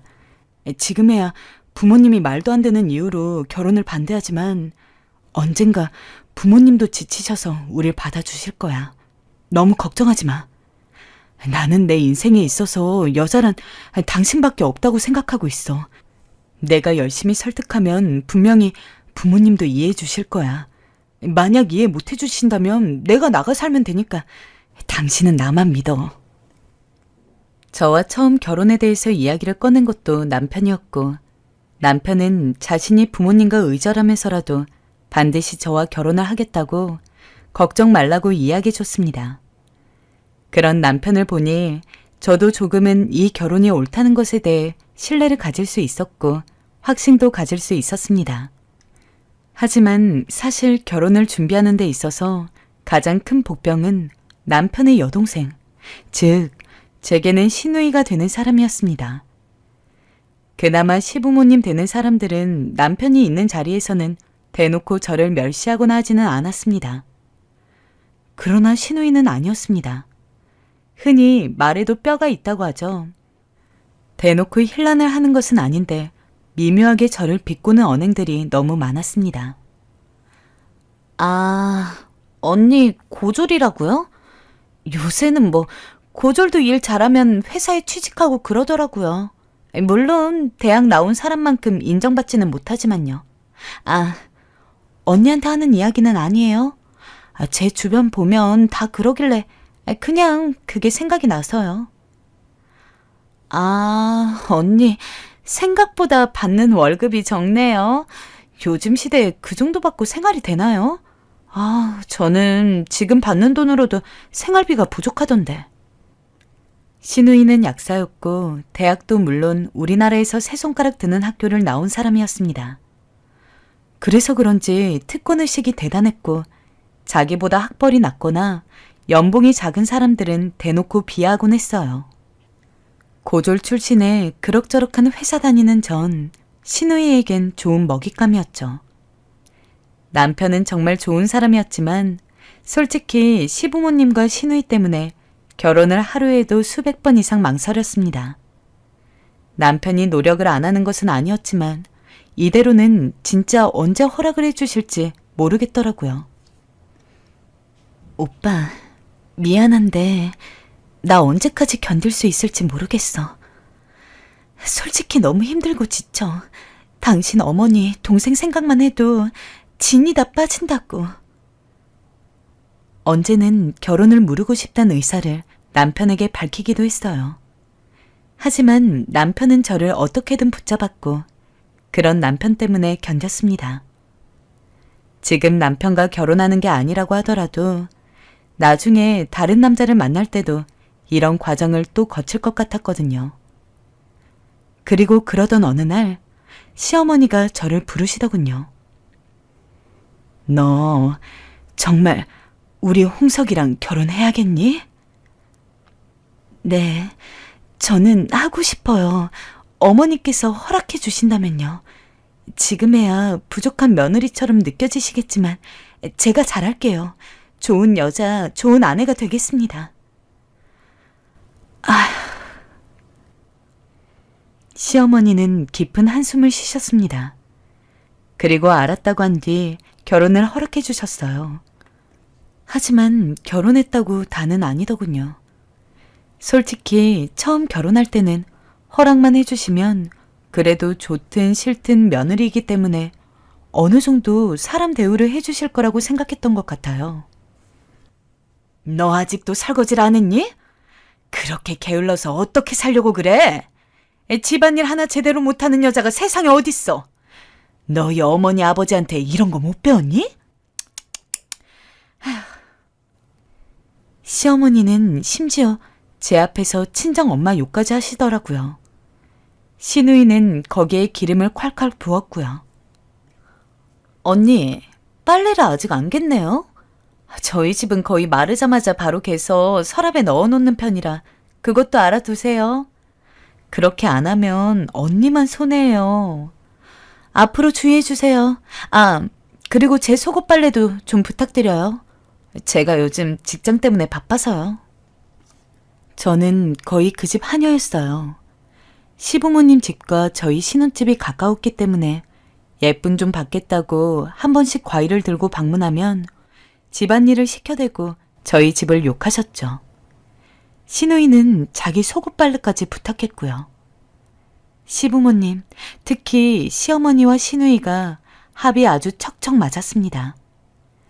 그나마 좀 위안이 되는 일이 있었다면 제가 결혼하고 1년 뒤에는 시누이가 결혼을 해서 오로지 시어머니에게만 시달리면 된다는 거였을 거예요. 어느 날은 저도 참지 못해서 한마디를 했죠. 어머님, 죄송하지만 저도 나름대로 노력한다고 이쁨 받겠다고 여기 와서 집안일도 도와드리고 하는 건데 정말 너무하신 거 아니에요? 어떻게 늘 구박만 하세요? 제가 뭘 그리 잘못했나요? 울면서 한 말이었어요. 도저히 눈물이 그 순간에 참아지지 않더라고요. 시아버지는 이런 제 모습이 조금은 불쌍했는지 고만하라며 시어머니를 말리셨지만 시어머니는 역시 대단하신 분이었어요.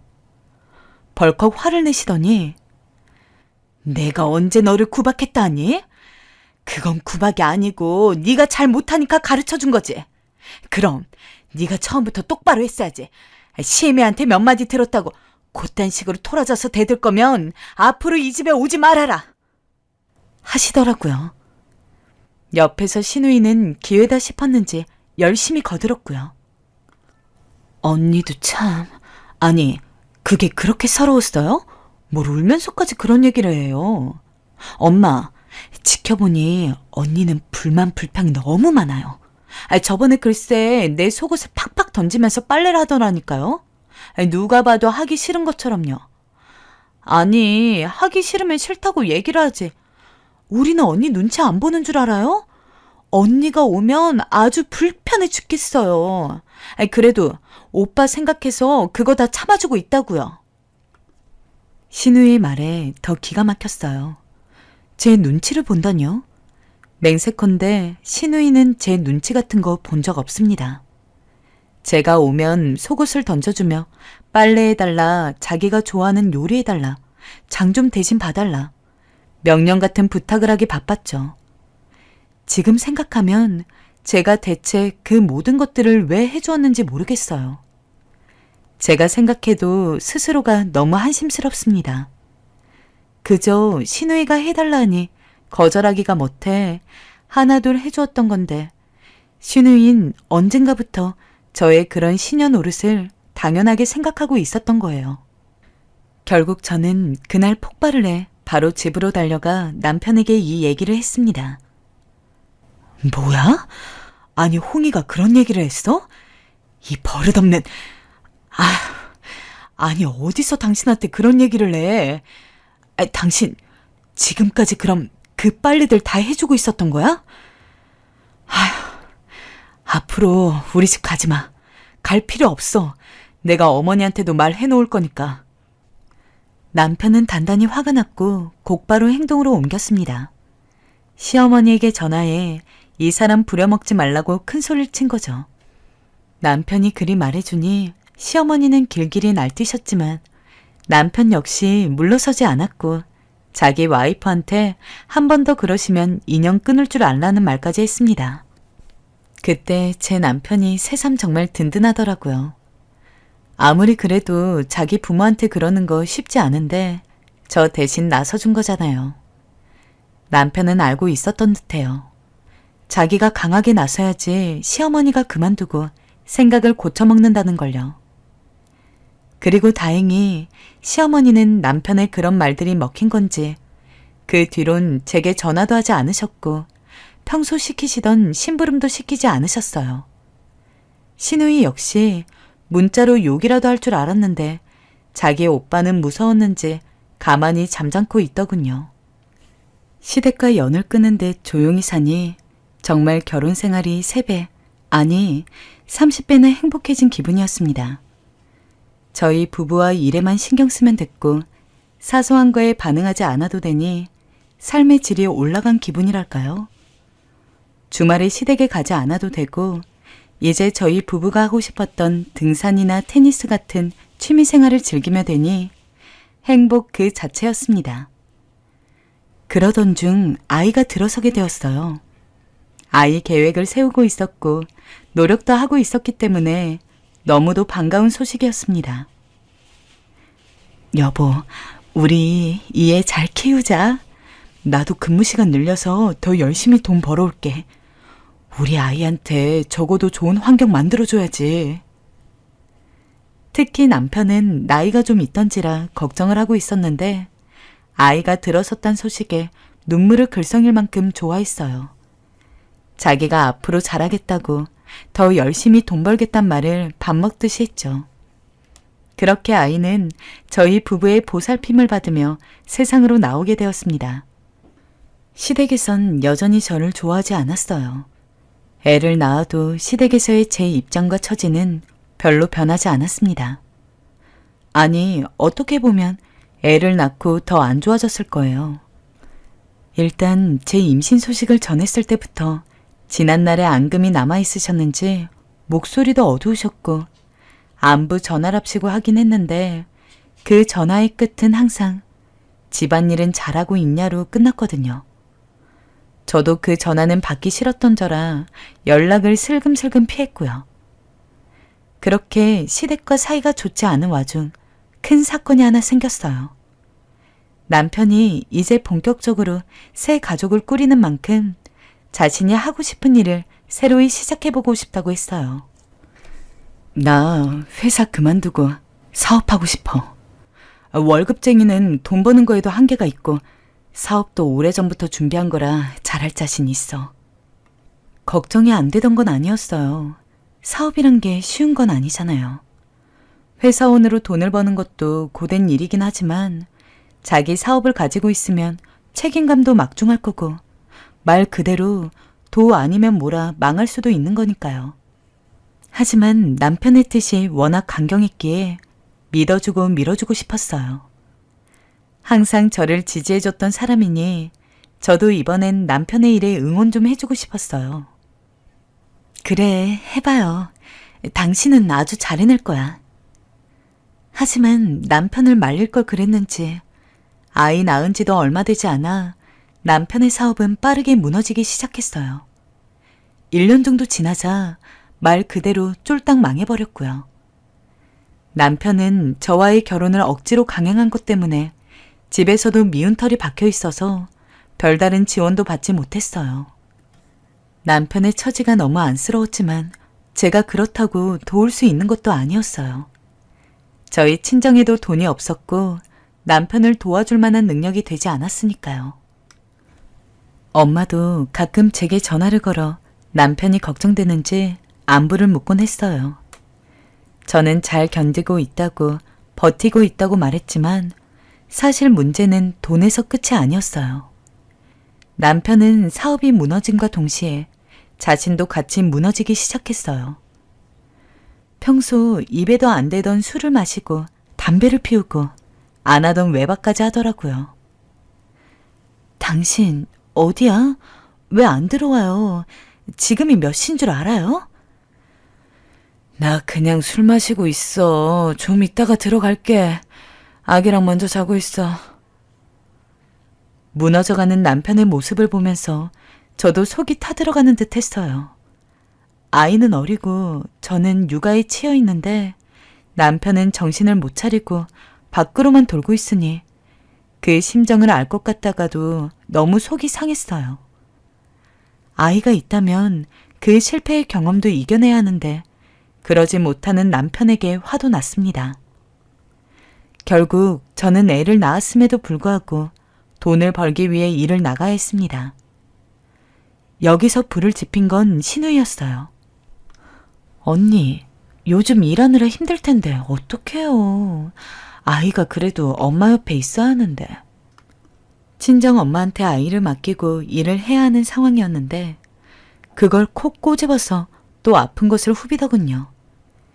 제가 괜찮다고 엄마가 잘해주고 있다 하면 그래도 애는 엄마 옆에 있어야죠 하고 말하곤 했습니다. 자기 오빠가 지금 술 먹고 방구석에 드러누워 있는 바람에 일이 이 지경이 된 건 모르는 건지 정말 속없고 철없는 소리만 늘어놓았습니다. 아이가 좀 크고 나서는 다른 방식으로 제 속을 긁었고요. 언니, 요새는 어릴 때부터 애들 영어 유치원 보내는 건 기본이에요. 언니는 고졸이어도 애는 대학 보내야죠. 안 그래요?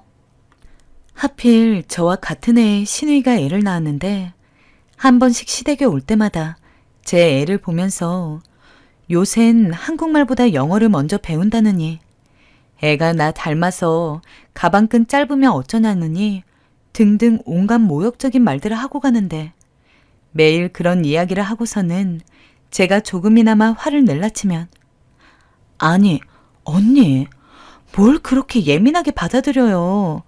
언니 걱정돼서 그러는 거잖아요.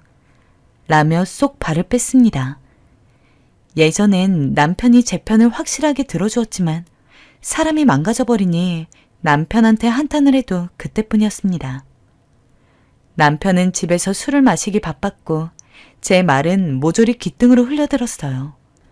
그렇다고 해서 시부모님이 제 편을 들어줄 일도 없었죠. 오히려 시누이가 그런 식으로 제게 말을 하면 시어머니가 언제인지도 모르게 슬쩍 와서는 네가 아주 맞는 말만 하는구나 라며 혼잣말인 듯 아닌 듯 시누이 말에 동조를 했습니다. 손톱이 살에 박혀들 만큼 주먹을 꾹 쥐고 화를 참는 게 한두 번이 아니었습니다.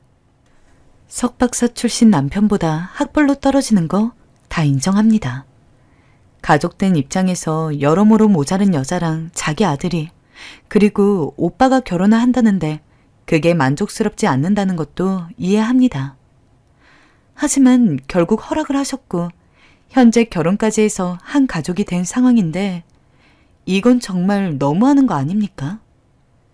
하지만 더 서글펐던 것은 제가 그 앞에서 뭐라고 할 말이 없다는 거였습니다. 이 일련의 사태에는 오로지 제 학벌이 원인이었기 때문에 당당하게 뭐라 이야기할 만한 거리도 없었죠. 그래서 그저 참기만 했습니다. 그나마 아이가 올바르고 착하게 자라는 거 하나 보면서 그걸 위로로 삼았어요. 그리고 또 하나 위로된 일이 있다면 남편은 쓴 고배를 마셨지만 새로이 회사 일을 하면서 조금씩 자리를 잡아가고 있다는 거였어요. 여기엔 친정 어머니의 노력이 컸어요. 엄마가 어떻게든 남편을 다독여 잘 할 수 있다고 끼니 챙겨가며 여러 번 다독여준 끝에 일어나 회사에 출근하게 된 거였죠. 어찌됐든 저는 엄마한텐 정말 감사할 일밖에 없었습니다. 아이 키워주시랴 남편 키워주시랴 늘 결혼하고 나선 엄마한테 잘 신경 써주지 못해 죄송스러웠는데 이 일로 더 죄송스럽고 엄마 얼굴 볼 낯이 없었죠. 그리고 아이를 키우면선 아이 때문에 눈물 짓는 일이 많았습니다. 저 역시 비록 결혼을 하고서 경력이 단절된 상황이었지만 약간이나마 돈을 벌면서 어떻게든 새 가족 단란하게 살아보자고 열심히 일했지만 아이 교육에 투자할 돈이 없었거든요. 거기엔 시부모님이 탓도 컸어요. 시부모님은 당시 저희 보고 생활비를 요구하셨습니다. 제가 장담하는 건데 아마 그 생활비도 저 때문에 말씀하신 걸 거예요. 시부모님은 이미 본인들 노후 준비까지 다 되어 있는 상황이라 솔직히 생활비를 받을 필요가 없었거든요. 제가 그만큼 안 입고 왔던 거죠. 하지만 시아버지가 일할 상황은 안 되고 힘들어 죽겠단 말을 밥 먹듯 해대니 매달 생활비를 100만 원씩 꼬박꼬박 떼어주었어요. 그러다 보니 당장 남은 돈으로 먹을 거 먹고 가끔 옷 사입는 거 정도로 끝이 났습니다. 저도 마음 같아선 하나뿐인 내 자식, 나랑은 다르게 하고 싶은 공부 다 시키고 학원도 과외도 해달라는 대로 다 해주고 싶었지만 현실적인 여건이 이를 도와주지 않았어요. 그런데 안 그래도 내 자식 멋들어진 교육 못 시켜줘서 서러운 판에 그런 제 사정 뻔히 아는 시누이는 애가 커감에 따라서 자기 애가 무슨 과외를 받고 무슨 수업을 받고 있고 미주알 고주알 다 늘어놓았어요. 언니, 우리 딸 이번에 명문대 수석으로 들어간 학생한테 수학 과외 받고 있어요. 아, 그리고 영어학원 하나 새로 들어갔는데 거기는 주 3일 내내 원어민 선생님이 오신다고 하더라고요. 너무 좋은 거 있죠? 아, 언니 딸도 같이 다니면 참 좋을 텐데. 나는 우리 애 건강하게 자라주는 것만으로 좋게. 괜찮아. 우리 딸 성적이 나쁘지 않고, 그리고 나름대로 걱정해주는 건 알겠지만 우리 집은 우리가 알아서 해. 그러니 매번 올 때마다 학원이니 과외니 그런 이야기 꺼낼 필요 없어. 어머, 언니 화나셨어요? 아, 난 안타까워서 한 말인데. 아무튼 언니 생각 있으면 말해줘요. 내가 학원 원장님이랑 알고 지내는 사이여서 수강료 좀 깎아달라고 해줄게요. 시누인 제가 거기 등록할 형편이 안 되는 거 알았어요. 그런데도 절 볼 때마다 계속 그 영어학원 얘기를 끊이지 않고 했어요. 심지어 전화까지 했어요. 거기다 자기 자식 성적이 잘 나오면 꼭 저에게 자랑을 하곤 했습니다. 언니, 우리 딸 이번에 영어 성적 잘 나온 거 알죠? 그 영어학원 때문이에요. 선생님이 무척 꼼꼼하게 봐주시거든요. 아, 언니 딸도 거기 보냈으면 성적이 잘 나올 텐데. 시누이는 고작 중학교 1학년밖에 안 된 딸 성적에 무척 연연하곤 했어요. 제가 봐도 매일같이 학원을 전전하는 시누이 딸이 지쳐 보였는데 시누이 눈엔 그게 보이지 않았나 봐요. 부모 욕심이 이래서 무서운 거죠. 하지만 저 역시 시누이가 딸에게 그리 정성을 쏟는 게 마음 한편 부럽기도 했습니다. 그래서 몇 년을 고민하다 시어머니에게 생활비 문제로 이야기를 꺼내보았어요. 어머니, 죄송한데 생활비 당분간 끊어도 될까요? 다른 게 아니고요. 저희 딸이 이제 고등학교도 가고 돈 들어갈 때가 많을 것 같아요. 그래서 아무래도 생활비 드리는 건 무리예요. 이 사람 생각도 같고요. 뭐? 생활비를 끊겠다고? 아니, 그게 말이 되는 소리냐? 그럼 우린 어떻게 살라는 거야?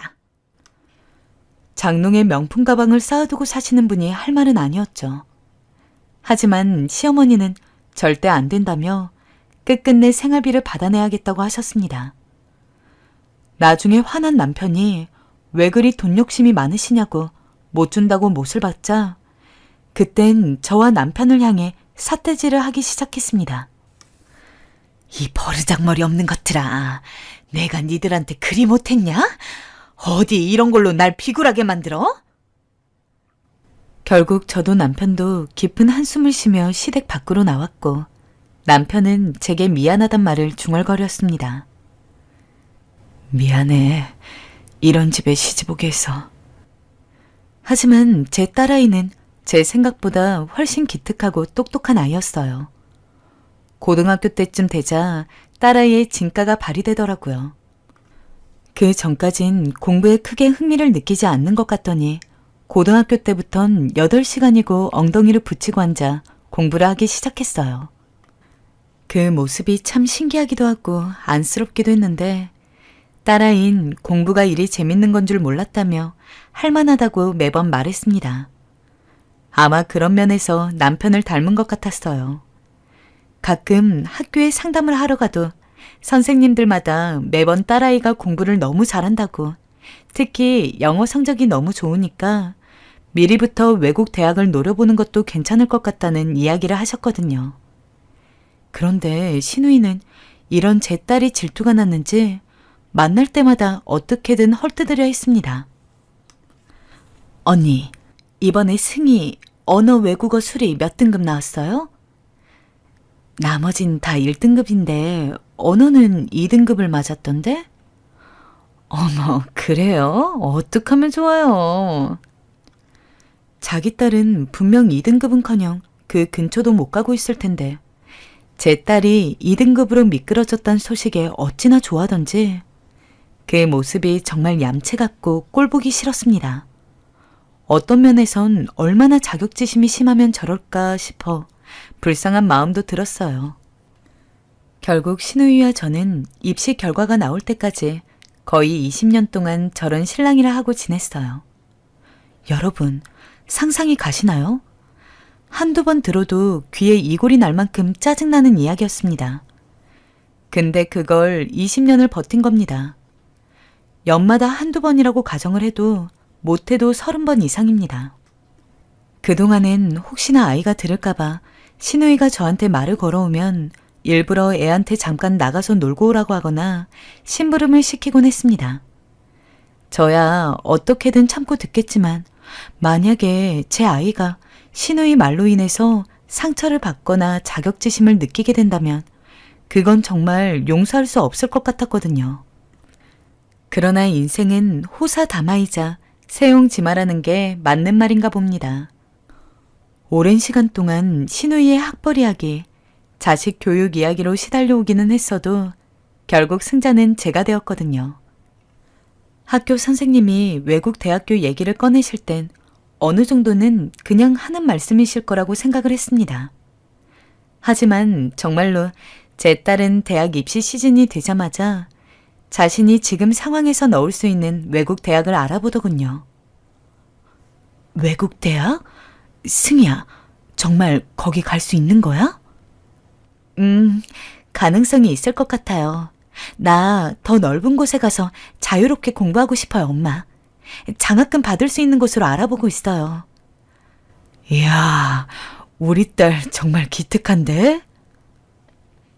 저도 남편도 당연히 응원했습니다. 물론 다른 곳도 아니고 해외 대학은 못해도 배 이상의 돈이 들겠지만 그동안 공부하는 것에 아무런 도움도 주지 못한 만큼 적어도 대학을 가는 것만큼은 아무 걱정 없이 도와주고 싶었어요. 특히 남편은 자신이 술 먹고 방황했을 때 딸아이의 교육을 제대로 도와주지 못했다는 것에 죄책감을 느끼고 있던 터라 더욱 그러고 싶어 했어요. 딸아이 명문대 합격 날은 우리 가족 모두가 숨을 죽이고 긴장하고 있던 날이었죠. 엄마! 그리고 딸아이가 제게 울면서 안긴 순간 알았어요. 정말로 미국 명문대에 합격했다는 걸. 믿을 수가 없었어요. 그 대학은 대부분의 사람들이 이름만 대면 어느 정도 알만한 대학이었습니다. 무엇보다 해준 것 하나 없는데도 오로지 제 딸 노력 하나로 좋은 대학에 합격을 한 건데 제가 부모로서 얼마나 미안하고 또 장하겠습니까?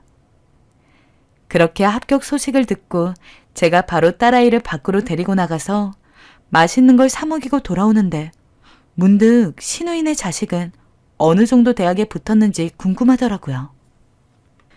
그래서 시어머니에게 슬쩍 물어보니 영 한숨을 쉬면서 제대로 이야기를 하지 않으려는 것이 딱 봐도 좋은 대학은 아닌 것 같습니다. 아니나 다를까 인서울은 다 떨어지고 이름도 안 알려진 지방대 하나 붙어서 결국 재수를 한다고 하더라고요. 제가 보기에는 돈을 그렇게 썼는데도 저 모양인 걸 봐서는 그냥 애초부터 공부 쪽은 아닌 것 같았습니다. 신우이 애한테 악감정은 없었지만 워낙 신우이가 그동안 저한테 뭐라 한 게 많다 보니까 솔직히 꽃이라는 생각은 들었습니다. 그리고 그해 설날만을 기다렸어요. 얼른 신우이에게 제 딸아이 명문대 합격 자랑을 하고 싶었거든요.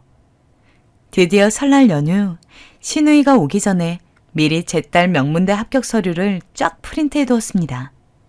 시어머니 거 한 장, 시아버지 거 한 장, 그리고 신우이 거 한 장, 총 3장이었죠. 시부모님에게는 미리 한 장씩 나누어 줬고 신우이 것은 신우이가 시댁에 와서 짐을 풀고 같이 저녁 식사를 하려고 할 때 웃으면서 건네주었습니다. 어머, 오랜만이네. 그러고 보니까 정은이도 입시 결과 나왔지? 정은이 어렸을 때부터 그렇게 학원이며 과외가 여기저기 공부시켰잖아. 서울대 정도는 당연히 붙었겠지? 우리 애는 이번에 미국 명문대 하나 붙었어. 너무 기뻐서 일부러 합격서를 프린트해서 주는 거니까 잘 받아둬. 나나 남편이나 우리 벌어먹고 사느라 공부 한번 제대로 못 시켜서 미안했는데 너무 장하지 뭐야. 합격 서류를 본 신우이 얼굴이 순식간에 똥 씹은 표정이 되었습니다. 평소 같으면 한마디 했을 시부모님도 아무 말도 못했죠. 간만에 친묵의 저녁 식사였습니다. 저희 집 가족만 싱글벙글 웃고 있었고 나머지는 밥도 먹는 둥 마는 둥 하더니 시부모님은 오늘은 일찍 자야겠다며 어영부영 방에 들어갔고 신우이는 갑자기 일이 있다면서 밥을 먹자마자 바로 자리를 떴습니다. 신우이를 이긴 건 단 한 번인데 그 한 번이 제 20년의 세월을 보상해주는 느낌이었습니다. 열심히 공부해서 성과를 얻은 딸에게 어찌나 고맙던지. 그 이후 시부모님은 제게 별다른 말을 안 합니다. 그리고 평소에 손주였지만 신경도 안 쓰던 제 딸에게 종종 안부 연락을 하시는 모양이에요. 거들떠도 안 보다가 좋은 대학 붙고 나서 뒤늦게 효도라도 받으려는 건지 뭔지. 이유는 모르겠지만 솔직히 별로 마음에 들진 않습니다. 그래도 일부러 이야기 안 하고 은근히 시어머니가 제 딸 이야기를 할 때면 그러고 보니 요새 승희가 용돈이 좀 넉넉했으면 좋겠는 모양이더라고요. 아무래도 미국이잖아요. 우리나라보다 물가도 비싸고 이런 상황에서 할머니한테 용돈 받으면 너무 좋아할 것 같은데 라면서 뭐라도 좀 챙겨달라는 식으로 흘리고 있습니다. 앞으로도 계속 지금처럼만 지낼 수 있으면 너무 행복할 것 같아요. 정말 결혼한 뒤로 지금만큼 속 편하게 살게 되었던 적이 없습니다. 그 높던 신우이 콧대는 꺾이고 시어머니는 이빨 빠진 호랑이가 되었으니 10년 묵은 갈증이 내려가는 듯합니다. 언제나 착하고 고마운 내 딸. 마지막으로 우리 기특한 내 딸. 너무도 사랑하고 사랑해. 건강 조심하고 조만간 엄마랑 아빠랑 맛있는 거 먹으러 가자.